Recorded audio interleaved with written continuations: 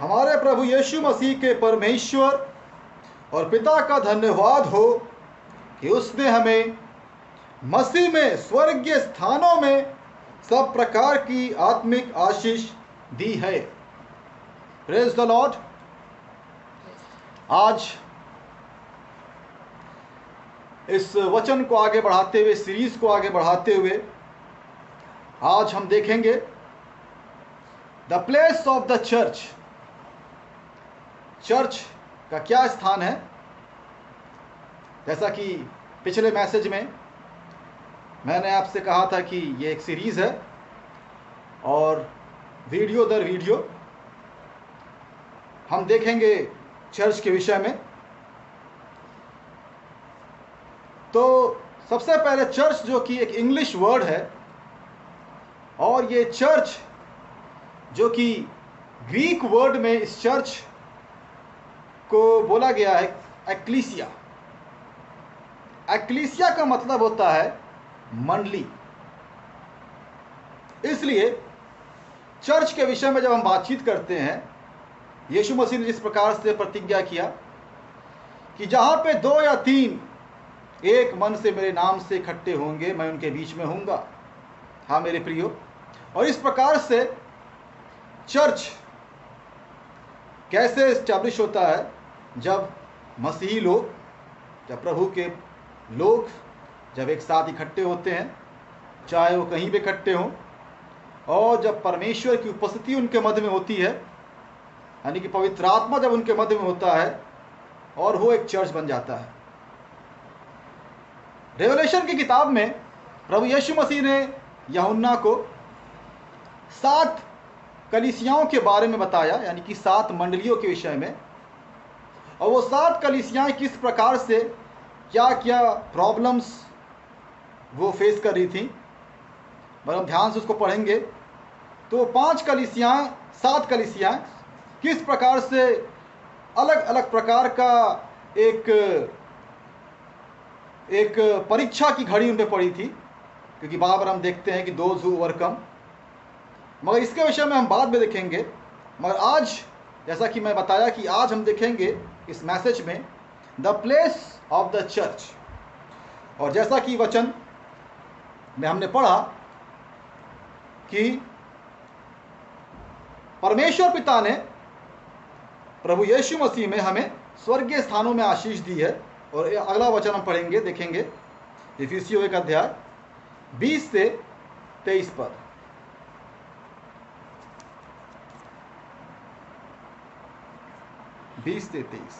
जो उसने मसीह में किया कि उसको मरे हुओं में से जिलाकर स्वर्गीय स्थानों में अपनी दाहिनी ओर सब प्रकार की। एक मिनट, यस वेट। तो हम देखते हैं कि उसने यीशु मसीह को, इफिसियों 1 अध्याय के 20 पद में लिखा हुआ है कि परमेश्वर पिता ने यीशु मसीह को मुर्दों में से जिलाया और उसे अपनी दाहिनी ओर स्वर्गीय स्थानों में बैठाया। आगे हम देखेंगे सब प्रकार की प्रधानता और अधिकार और सामर्थ्य। एक मिनट, सब प्रकार की प्रधानताओं, सामर्थ, अधिकारों, आगे, और प्रभुता के और हर एक नाम के ऊपर, जो न केवल इस लोक में पर आने वाले लोक में भी लिया जाएगा। यस, एक मिनट। तो यहाँ पे हम देखते हैं कि परमेश्वर पिता ने प्रभु यीशु मसीह को सबसे पहले मुर्दों में से जिलाया। हम जानते हैं यीशु मसीह जी उठे, और यीशु मसीह को स्वर्गीय स्थानों में बैठाया अपने दाहिनी ओर, सारी प्रधानताओं, अधिकारों, सारे सामर्थ्य के ऊपर। इंग्लिश में लिखा है कि for ever all the power and principalities, all the authorities. या उस एज में, यानी कि उस समय में, और यहाँ तक कि आने वाले समय, यानी कि आने वाला समय, यानी कि अभी की बात कर रहे हैं, और आने वाला समय सर्वदा के लिए जो समय है। और जब भी कोई भी सामर्थ्य, कोई भी प्रधानताएं इस पृथ्वी पे अधिकार करती हैं, मगर परमेश्वर पिता ने उसके ऊपर स्वर्गीय स्थानों में यीशु मसीह को बैठाया। आगे,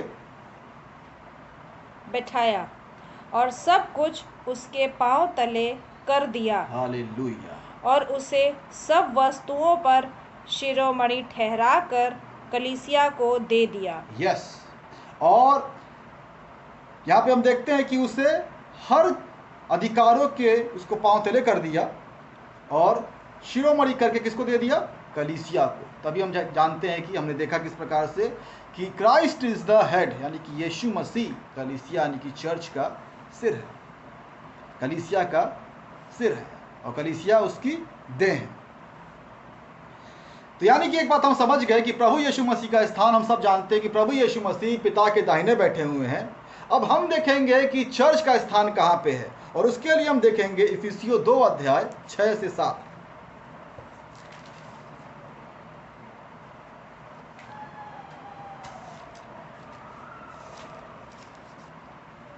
2 अध्याय का 6 से 7। और मसीह यीशु में उसके साथ उठाया और स्वर्गीय स्थानों में उसके साथ बैठाया। हाँ, एक मिनट।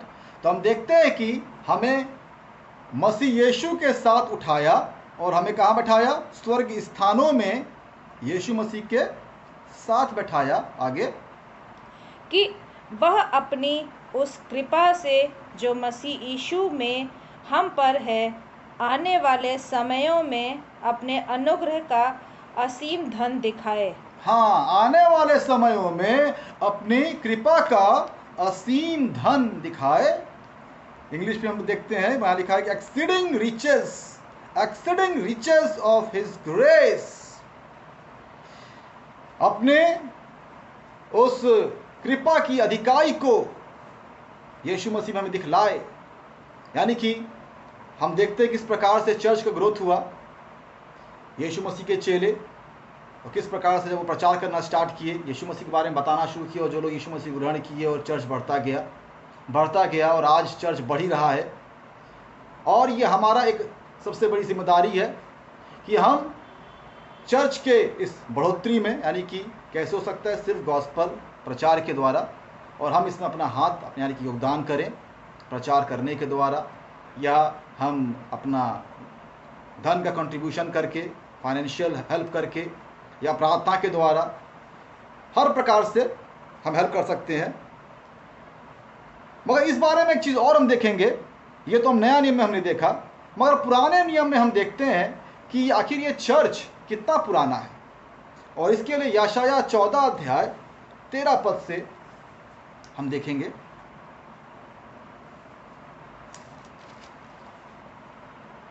14 का 13।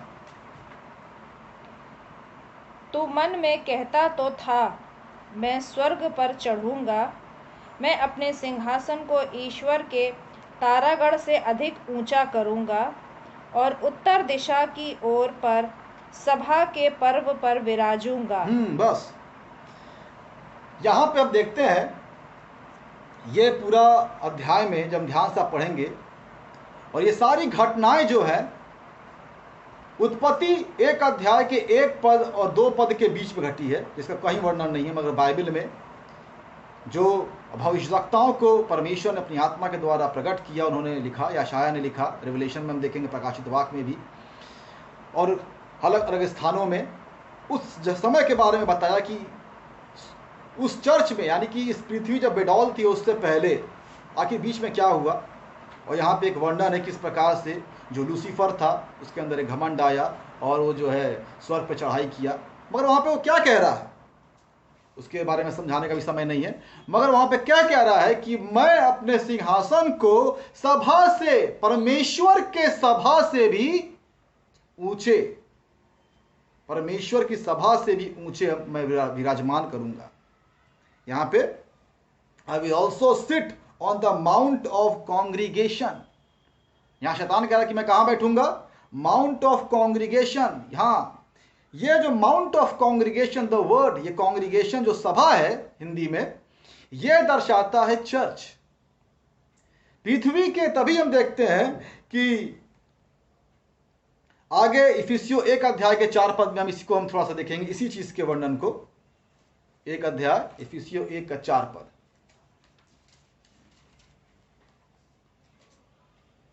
इफिसियों 1 अध्याय का 4 पद में यहाँ लिखा हुआ है। हाँ, जैसा उसने हमें जगत की उत्पत्ति से पहले उसमें चुन लिया कि हम उसके निकट प्रेम में हालेलुया। पवित्र और निर्दोष हों। हाँ, बस। तो कब चुन लिया? इस पृथ्वी के जो फाउंडेशन, इंग्लिश बाइबल लिखा हुआ है कि जस्ट एज ही चोज अस, हमें उसने चुन लिया, परमेश्वर ने चुन लिया। इन हिम मतलब यीशु मसीह में, before the foundation of the world, यानी कि इस पृथ्वी की नींव डालने से पहले भी, यानी कि परमेश्वर ने इस पृथ्वी का भी निर्माण नहीं किया था, उत्पत्ति नहीं हुई थी, और उससे पहले ही उसने हमें चुन लिया। कैसे चुन लिया? हाँ मेरे प्रिय, यानी कि चर्च परमेश्वर के हृदय में था और चर्च को परमेश्वर ने स्थापित कर दिया था पहले। क्योंकि जब हम परमेश्वर के विषय में देखते हैं, परमेश्वर जो कि इटर्निटी है, स्वयं इटर्निटी है, अनंत जीवन के विषय में जब बातचीत करते हैं, वो अनंत जीवन स्वयं परमेश्वर है। परमेश्वर समय में नहीं रह रहा, परमेश्वर समय हमारे लिए है। हम समय के अनुसार चल रहे हैं और हमारी एज जाती है, हम बुढ़े होते हैं, सब कुछ होती है, हर चीज़ें पुरानी हो रही हैं, मगर परमेश्वर के लिए कोई समय नहीं है। तभी बाइबल बताता है कि परमेश्वर के लिए एक दिन 1000 वर्ष के बराबर है, 1000 वर्ष एक दिन के बराबर है। तो परमेश्वर जो कि इटर्निटी में है, और ये चर्च परमेश्वर ने इटर्निटी में पहले ही हमें चुन लिया। यानी कि चर्च का स्थान सबसे पहले, हमारा जो स्थान है ये हेवनली प्लेसेस, स्वर्गीय स्थानों में यीशु मसीह के संग है। और तभी बाइबल क्या बताता है कि कलीसिया मसीह की देह है, यानी कि हम मसीह के देह हैं तो मसीह के संग हैं। हम ये कैसे मसीह के देह बनते हैं और कैसे जो है, बाइबल बताता है कि हमारा मन मसीह का हो जाता है। कैसे? पवित्र आत्मा के द्वारा, होली स्पिरिट, पवित्र आत्मा इसीलिए हमारे लिए अत्यंत आवश्यक है। तभी बाइबल रोमियो 8 अध्याय में लिखा हुआ है कि जितने आत्मा के द्वारा चलाए चलते हैं वे ही परमेश्वर के पुत्र कहलाएंगे। तो अत्यंत आवश्यक है कि जिन्हें पवित्र आत्मा नहीं मिला है, क्योंकि ये समय हम बहुत अंत के समय में हैं और यीशु मसीह का आना अत्यंत निकट है। यीशु मसीह के विषय में हम ये कह सकते हैं कि हो सकता है कल यीशु मसीह आ जाए, हो सकता है अगले वर्ष आ जाए, इसी वर्ष आ जाए, मगर यीशु मसीह का आना इतना निकट है और इसलिए हमें अपने आप को तैयार करना है। और चर्च रैप्चर होगा जब, तो चर्च में हम जब इन्वॉल्व होंगे, यानी कि चर्च के हम पार्ट होंगे, जो लोग, जो चर्च रियल चर्च होगा, उन्हीं का रैप्चर होगा। मेरे प्रियो, परमेश्वर ने बोझ दिया कि मैं आपको प्रेरित करूं, आपको मोटिवेट करूं कि आप परमेश्वर के निकट आए, प्रभु यीशु मसीह के निकट आए। हम सब जो संसार में बहुत से लोग हैं, हम अब सीरियस हो जाएं। यशायाह में 60 अध्याय में लिखा हुआ है कि जाग जाग हे सियोन, तेरा समय, तेरा ज्योति आ गया। तो अब समय आए जागने का। जो लोग जो संसार में जीवन जी रहे हैं, अब ये समय आ गया, क्योंकि यीशु मसीह का जैसे जैसे आना अब निकट होता जा रहा है, हम अपने आप को तैयार करें। आगे हम जस्ट देखेंगे एक और वचन, इफिसियों रोमियो 12 अध्याय का 1 से 2 पद।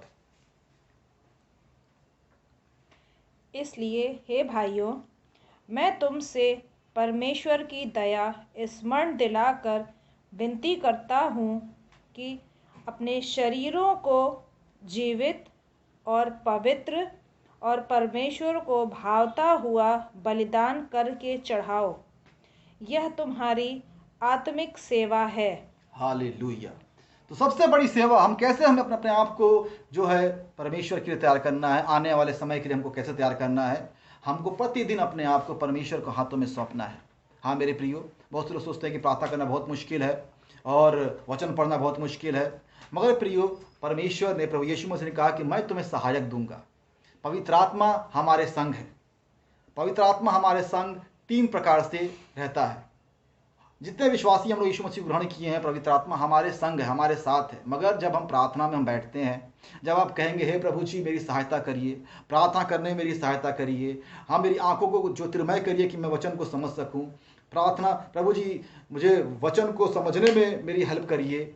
आप जिस प्रकार से हेल्प मांगेंगे, परमेश्वर आपकी सहायता करेगा, पवित्र आत्मा आपकी सहायता करेगा। क्योंकि मेरे प्रियो, मैं अपनी गवाही बताना चाहता हूँ कि मैं भी संसार में था, मगर जिस दिन मैंने ये निर्णय लिया कि आज से मैं प्रार्थना करूंगा, और जब मैं परमेश्वर से जब मैंने सहायता मांगा, हे प्रभु जी मुझे कुछ नहीं आता है, मुझे वास्तव में प्रार्थना करना, वचन पढ़ना कुछ भी नहीं आता था, क्योंकि वचन तो मुझे एक भी वचन में कभी पढ़ता ही नहीं था, बाइबल में कभी खोलता नहीं था, प्रार्थना से मेरा कोई लेना देना नहीं था। किंतु मैंने जब ये डिसाइड किया कि मैं प्रार्थना करूंगा, और आज से लगभग 20 साल हो गया, और 20 साल पहले जब मैं प्रार्थना में जब घुटनों पे आया और मैं डिसाइड किया कि नहीं, मैं प्रतिदिन प्रार्थना करूंगा, और तब से परमेश्वर किस प्रकार से प्रभु हमें बढ़ाता गया, पवित्र आत्मा ने किस प्रकार से मेरी सहायता की और कैसे परमेश्वर का अभिषेक मेरे ऊपर आया, और कैसे परमेश्वर ने उन बातों को प्रकट किया जो कि वचन की गहराई में, जो कि बहुत से लोग नहीं जानते, किंतु परमेश्वर हम पर प्रकट करता है। और परमेश्वर चाहता है कि ये बातें सब पे प्रकट करे जिनसे वो प्रेम करता है। परमेश्वर सबसे प्रेम करता है। मेरे प्रिय, प्रभु यीशु मसीह की हम देह हैं,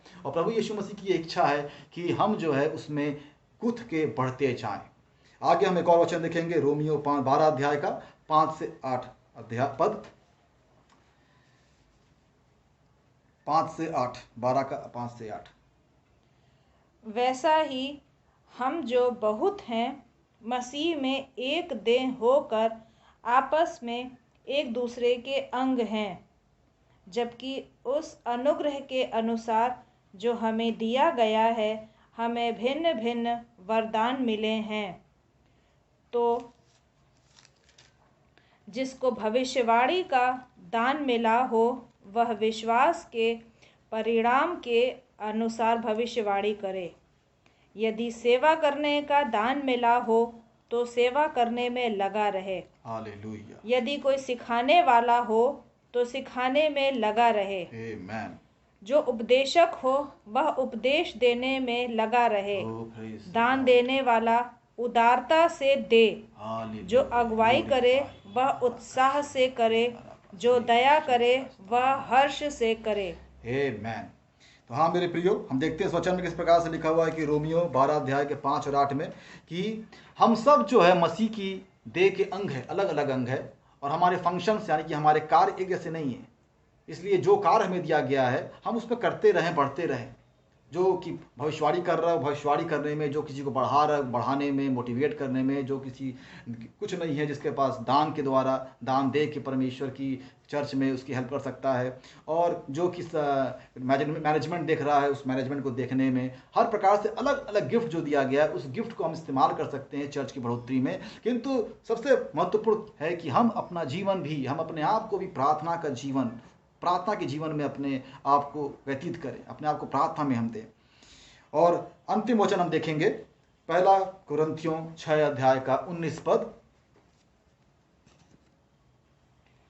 क्या तुम नहीं जानते कि तुम्हारी देह पवित्र आत्मा का मंदिर है? तुम्हारी देह पवित्र आत्मा का मंदिर है, जो तुम में बसा हुआ है, और जो तुम में बसा हुआ है, और तुम्हें परमेश्वर की ओर से मिला है, और परमेश्वर की ओर से जो मिला है, और तुम अपने नहीं हो, और हम अपने नहीं हैं, क्योंकि दाम देकर मोल लिए गए हो। किंतु हम दाम दे के मोल लिए गए। प्रभु यीशु मसीह ने अपने लहू के द्वारा हमें मोल लिया है।